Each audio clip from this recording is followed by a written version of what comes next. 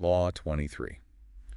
Don't be an ostrich. Yeah, that's a good one. A really important one, actually, both for business. And life in general. Oh, yeah, absolutely. It's all about facing those uncomfortable truths and Well, Bartlett starts off with a really powerful analogy right out of the gate to kind of drive that point home. the Titanic. Exactly. And that story, I mean, it really grabs you. You picture it. The Titanic's going down and some passengers are He's just carrying on like nothing's wrong, like nothing's happening, playing cards. sipping champagne. Some even went back to bed. It's wild. Right. It just seems crazy. On the surface, yeah, it Yeah. does. But it really perfectly illustrates what Bartlett calls the ostrich effect. This tendency we have to just want to bury our heads in the sand when things get a little rough. Yeah, when something's unpleasant or scary, it's almost instinctive, you know? So are you saying these people were literally just choosing to ignore, like, a giant iceberg? Not consciously, no. It's not really about denial exactly. I think it's more of a psychological... A response. Yeah, the deep-seated response. Like, our brains are wired to protect us from pain. To avoid it. Right. And sometimes the easiest way to do that is to just block out the source of that pain. Okay. That makes sense. I mean, you think about these passengers, they're facing a situation that's Totally outside their realm of experience. completely, so their minds might have just shut down. Like a coping mechanism, yeah. But Bartlett's point is, this ostrich effect, it's not just some quirky human behavior, it has real consequences. Oh, yeah, for sure. Like tangible, real-world consequences. He talks about people ignoring financial problems. Putting off those doctor's appointments. Nobody likes going to the doctor. No. And even, CEOs getting fired because they just refuse to acknowledge Issues. right, the issues within their own company. Yeah. And the cost of that avoidance, I mean, it can be massive. Oh, it'd be huge. Bartlett actually cites studies showing how much money people in debt lose simply because they can't face their financial reality. Yeah, it's scary to think about all the stress and problems people could avoid if they just If they just dealt with it. head on. And, he uses examples like Kodak and Blockbuster, Oh, yeah, those are good ones. companies that completely missed the boat, Like on digital photography and streaming. They just clung to their old business models. While the world changed around them, Yeah. they had these massive blind spots. And, as Bartlett says, in business, the person with the fewest blind spots stands the greatest chance of victory. Mm-hmm. But it's not just about business, is it? No, Mm. it's bigger than that. I think the takeaway here is that the world, like in every aspect, it's in a constant state of change. It's always evolving. Yeah. Technology, relationships. Our own goals If we're constantly in avoidance mode, we're going to miss out. on opportunity. We'll fall behind. Right. But thankfully, Bartlett doesn't just leave us with this doom and gloom scenario. He gives us a process, a 4-step process, in fact. Yeah, it's really practical to break free from this ostrich effect. And it all starts with, well, acknowledging the problem. That there is one, yeah. So no more sweeping things under the rug. Right. But before we get into the steps, think about this. How often do you actually allow yourself to pause and just confront those things you're uncomfortable with? It's tough. It is. We live in a world of constant distractions, so just taking that moment to stop, breathe, and acknowledge the issue, that's usually the hardest part. It's so true. We're always on the go.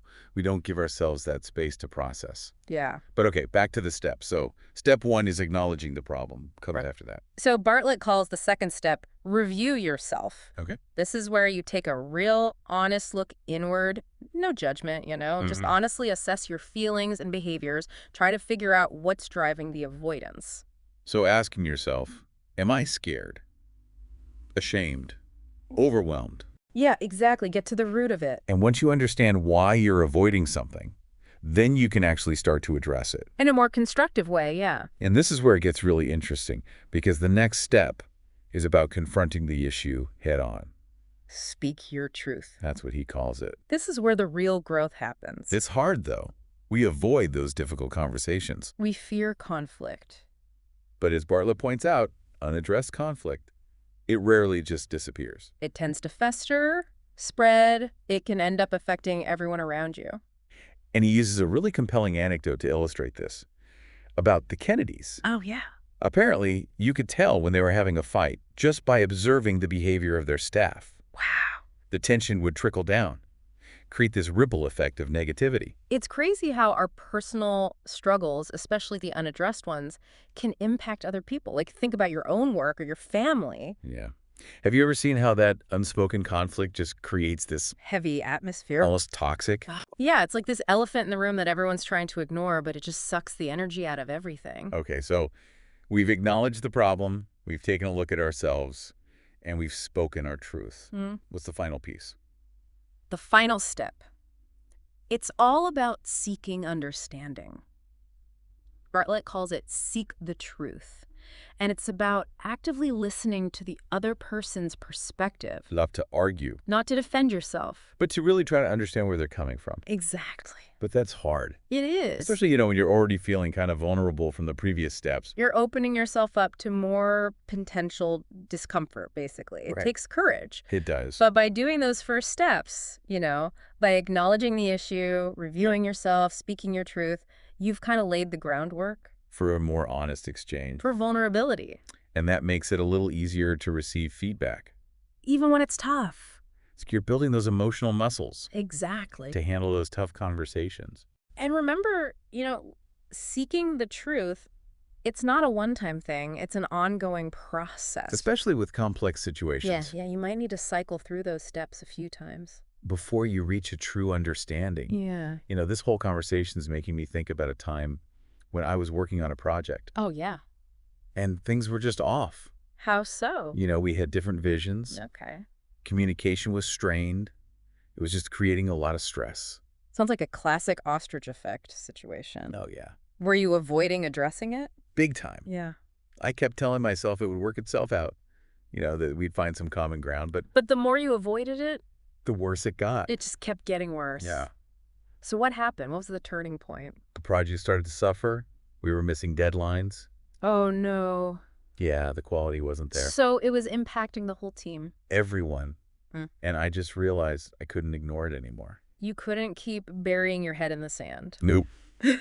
So I took a deep breath Yeah. and I scheduled a meeting. With your colleague. Yeah. And I went in prepared, I Yeah. focused on my feelings, my observations. Try to avoid blame. Yeah, exactly. It sounds like you were already following Bartlett's process kind of intuitively. I guess so. That's great. But I was nervous. Oh, I bet. But as soon as we started talking, the tension just started to dissipate. That's the power of being vulnerable. It is. Yeah. When we're willing to share our struggles, it gives other people permission to do the same. Yeah. So what happened? We were able to actually identify the root of the problem That's great. and then come up with a plan. Awesome. It wasn't perfect after that, Right. but we were able to salvage the project. And your working relationship.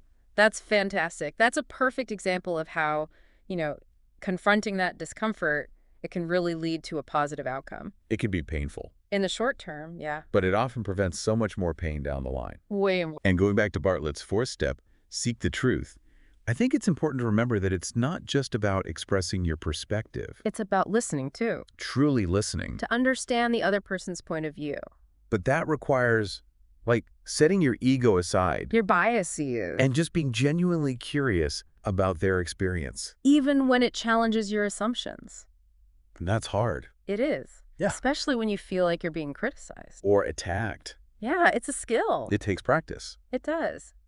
But the more you approach these conversations with that curiosity, that willingness to learn. The more productive they become. Absolutely. So, to sum it all up for our listeners, why should they care about this ostrich effect? Why should they care? Well, embracing discomfort, it's essential for growth. In our personal lives, our professional lives, Avoiding those tough truths, it might feel better in the moment, but it leads to more pain, more problems. missed opportunities. It's like they say, pain is inevitable, suffering is optional. We can't always control what happens to us. But we can control how we respond. And Bartlett's process gives us that framework That practical framework. to navigate those uncomfortable situations. To turn them into opportunities for growth and positive change. It's about building resilience, stronger relationships, Becoming the best versions of ourselves. and it applies to everything. Our relationships, our goals, our well-being.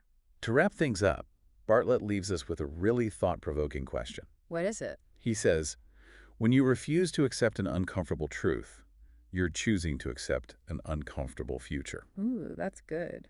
So what truth are you avoiding? And what future are you creating by doing so? It's powerful. It is. It deserves some serious reflection. And, as we've discussed today, we all have the tools to face those truths. It starts with that first step, Pausing. acknowledging that something needs to change. From there, it's a journey. Of self-discovery, communication, and embracing that discomfort. Because that discomfort, that's where the real transformation happens. It really is. So, to all our listeners out there, we encourage you to reflect on what you've heard today. What uncomfortable truth might be holding you back? What possibilities could open up if you choose to face it? Remember, you have the power to choose a different path. A path that leads to growth, fulfillment, and a future you can be proud of. Yeah.